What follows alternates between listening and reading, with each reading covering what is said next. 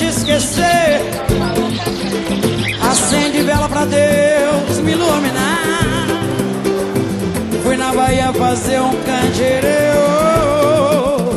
num cortejo de fé andei no mar.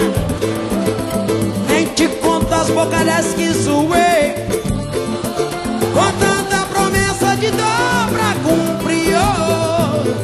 Bebi umas e outras eu fumei, me toquei num cafofo em Acaré. Na cachoeira de noite me banhei pra lá, bateu perfume barato e ficou.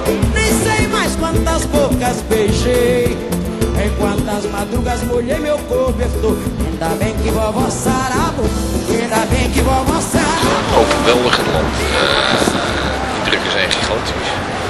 Ik denk dat Salvador ook een prachtige stad is. Misschien weliswaar arm, maar wel rijk aan schoonheid en aan vrolijkheid. Mensen stralen wel. Zelfs de bedelaars zijn hier goed gemutst. Nou, net aangekomen. Ja, prachtige villa. Beetje opgemaakt. Prioriteit moet je ook stellen.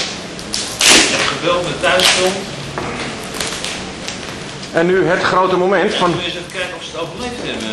Want ze hebben nu toch twee dagen redelijk strak opgerold gezeten. En nou denk ik dat ze dat wel kunnen hebben, maar ja. Garantie tot aan koken, zal ik maar zeggen. Dus ik wil ze eigenlijk zo snel mogelijk uit de koker hebben, zodat ze kan platleggen. Ook om ze weer een beetje recht te krijgen, zodat ze makkelijk kan gaan opspannen. The moment of truth.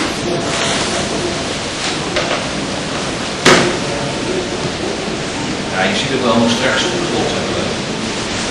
Er kon nog net een vinger tussen. Het ging al makkelijker als het dacht. Ik ga eens even de grond uitrollen.